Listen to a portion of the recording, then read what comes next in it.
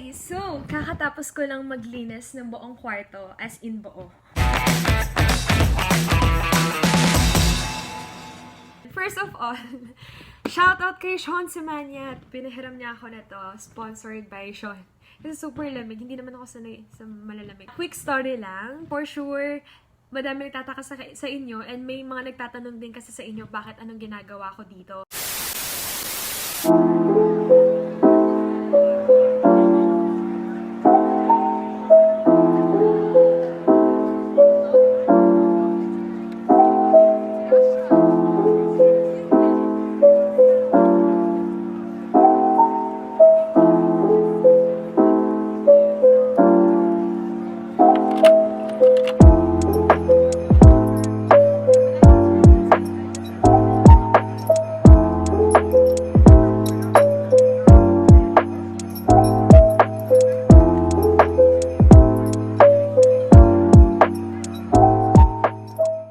So, as you can see, hindi ko pa siya nilagyan ng bedsheet.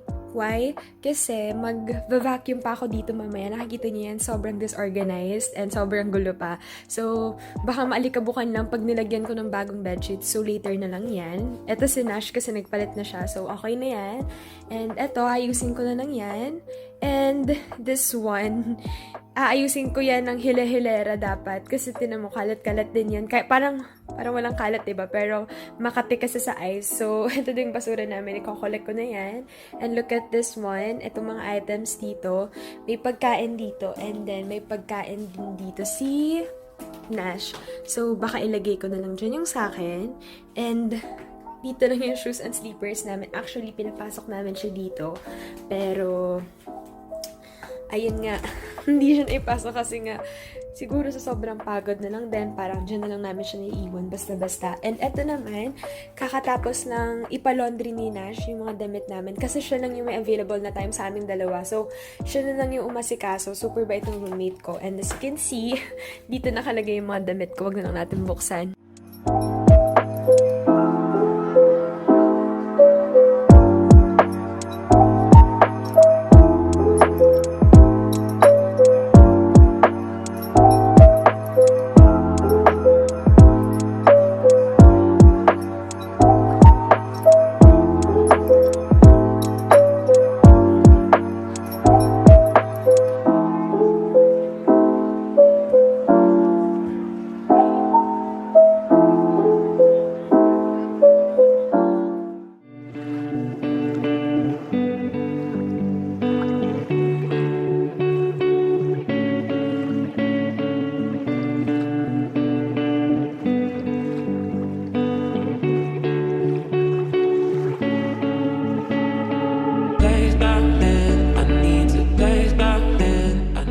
This mess, super duper kalat, as in, ang daming kalat. Well, actually, yung kay Nash, naka-organize, dinagdagan ko lang nung sa akin, kasi dun nga nakalagay yan, pero nilagay ko na siya dito para lahat ng food namin, diba, dito na lang kami kukuha, hindi yung pag ganon ka pa, diba? So, ayusin ko lang to, diba? Ang gulo-gulo, sakit sa mata.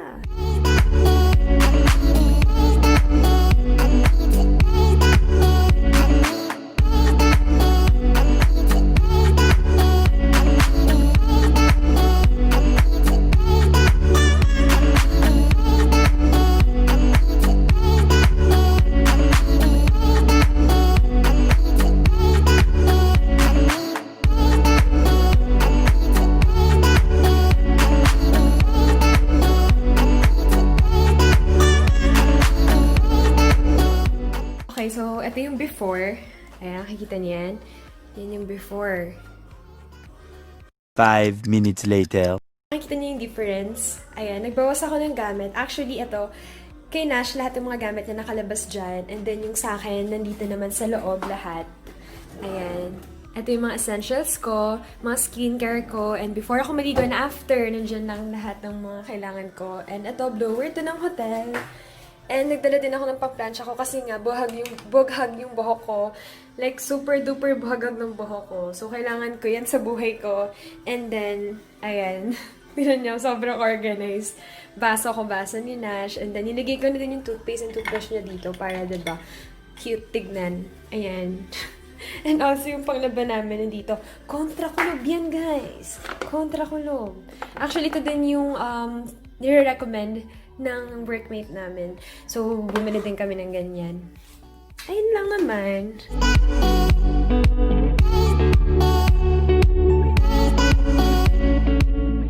Dumating na to, yung mga panglinis ng mga surface. Ayan. So, gagamitin ko itong mga to. May excite ako. Kasi syempre, gusto matanggalin lahat ng mga bacteria or virus na meron dito, diba?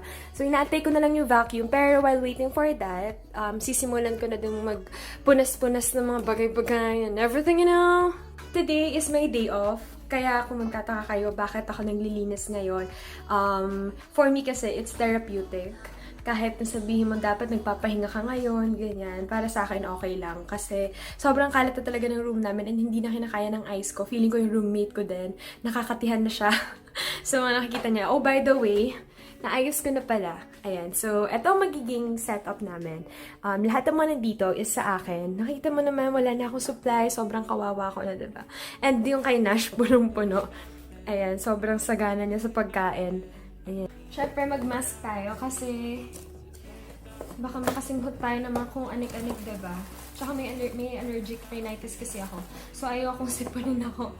Tsaka pag sa bahay kasi, ito yung ginagawa namin. Sabi ng nanay ko, mag-mask pa din daw ako. Kahit nasa loob ka na ng bahay, naglilinis, nagwawalis, and everything. Kailangan nakasecure yung nose mo and yung mouth mo. So, mag-start na tayo.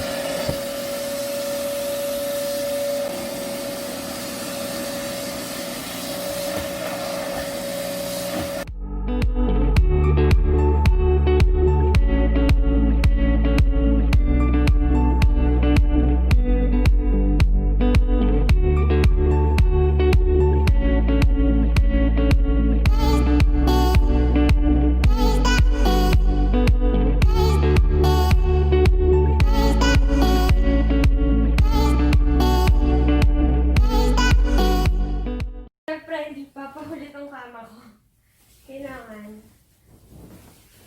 palitan na kasi. Third week na ba ngayon ng October? Hindi ko sure. 17? Feeling ko, third week na ata. So, kailangan talaga siya palitan. Hindi naman siya mabaho though, pero alam mo yun. Yung mga... Hala, paano to? Hindi ko alam. Bakit ganito? Ba't... May butas? Paano to? Shoot, ano yan?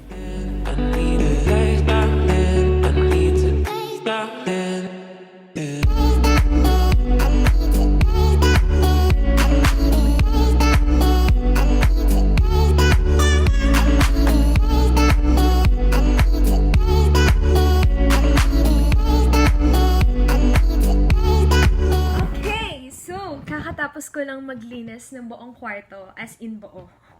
As in, achievement yon sa day off ko. Today is Saturday, and ang dami ko nang nagawa, umaga pa lang. Also, may separate video ako ng Get Ready With Me. Ngayon ko lang din ginawa yon. Quick story lang. For sure, madami nagtataka sa inyo, and may mga nagtatanong din kasi sa inyo bakit anong ginagawa ko dito. So, ayun, may work ako dito sa Marriott, and good for 1 month siya. Baka mag-extend din hanggang November.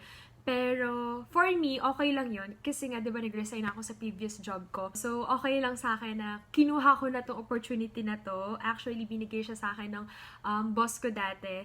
So, sobrang thankful ako. And natutuwa ako kasi sobrang saya ng mga tao dito and super duper bait. Like, wala na ako masabi. Convenient na din for us kasi sa baba lang naman yung work namin. And then after that, tataas lang kami.